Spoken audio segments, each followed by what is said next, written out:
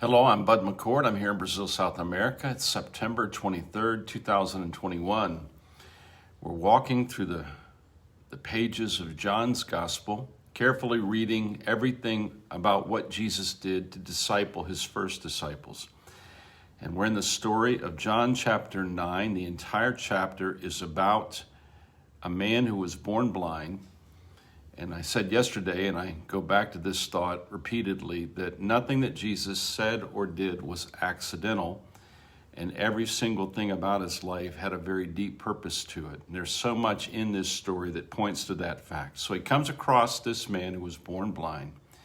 And I believe that this man actually represents the state of the religious leaders in the nation of Israel, that they insist that they can see, but in reality, they cannot see what they need to see. They need to have this revealed to them. They need to have their eyes opened like this man's eyes were opened. And this point of pride on their part is keeping them from being able to embrace the fact that Jesus Christ is in fact the revelation of the very heart of God. So we pick the story up again in verse 13. This man is asked if he is, in fact, the man who was born blind. He says, yes, it's me. And then the people who are interrogating him, they ask him, well, where is this person who healed you? And he said, I don't know. So that the man has had an encounter with Jesus, which has forever changed his life. This man is now intertwined into the narrative of Jesus' life. He is already changed at the most fundamental level of his life experience, because now he was blind, but he can now see. So his life has intersected with the life of the Messiah. The benefit of that to him is he is now able to see. But he has now been thrust into a theological debate by people who insist that this man see what they see, and rather than see Jesus. And this is the debate that has gone on ever since Jesus came into the world. So in verse 13, we begin to read this. It says, they brought him who formerly was blind to the Pharisees. Now it was a Sabbath when Jesus made the clay and opened his eyes. This is why I'm telling you, it is not accidental. Jesus did this on the Sabbath, and this would get the firm and complete condemnation of the religious leaders, because they did not understand and they could not conceive that good could be done on the Sabbath, even if it looked like works, which were not supposed to be done on the Sabbath. Then the Pharisees also asked him again how he had received his sight. And he said to them, he put clay on my eyes, and I wash, and I see. Now this is indisputable testimony of a man who has said that he came into the presence, or Jesus came into his life, and he touched him.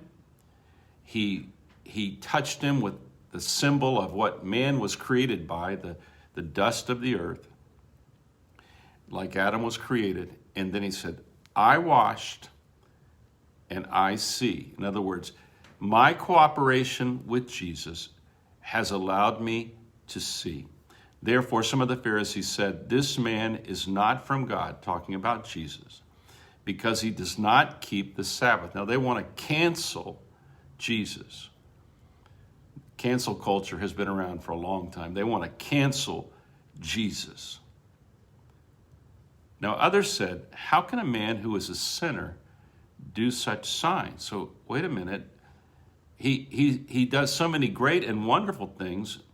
They don't understand how that could be true, that he could help. And there was a division among them. They said to the blind man again, what do you say about him because he opened your eyes? He said, he is a prophet. Now, this man has already entered into this relationship with Jesus. This man will never open his eyes ever again without thinking of Jesus. This man has had an experience where the hands of God have touched him, and he has cooperated, and his eyes were open. This man would never awaken on any day and open his eyes without remembering Jesus. So he says he is a prophet. He is someone sent from God. He is someone who has authority over people because he is speaking for God. He's acting for God.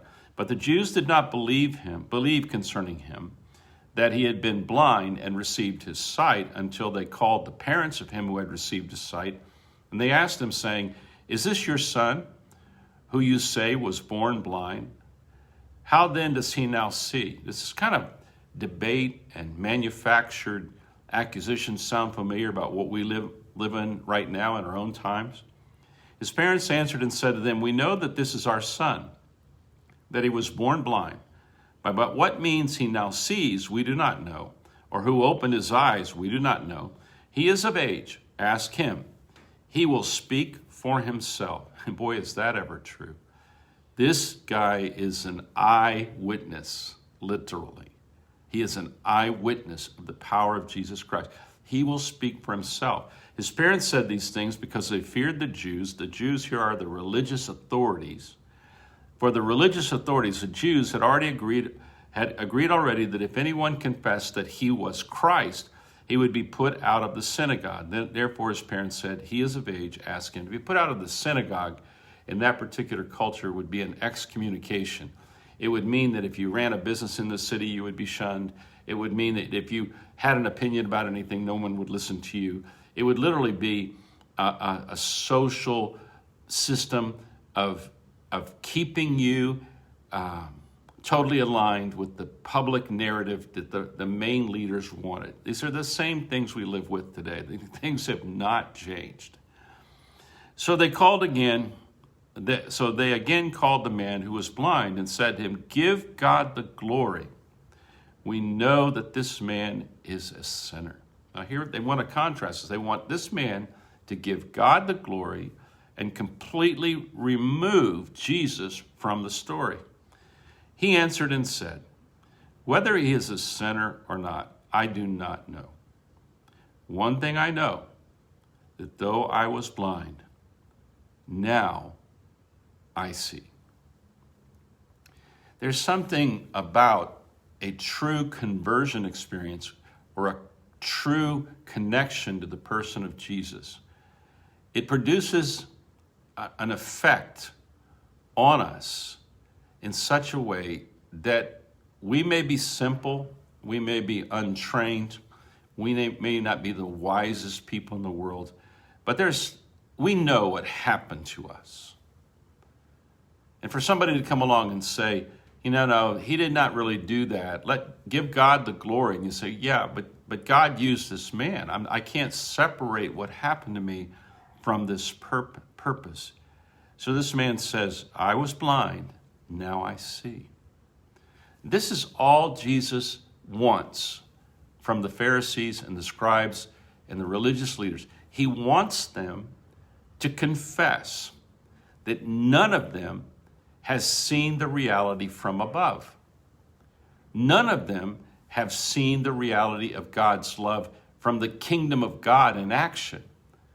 They have lived in the darkness of this world, and by the revelation of the scriptures, they had been told what they could and could not do and how they could behave so that they could reap the benefits of living a righteous life.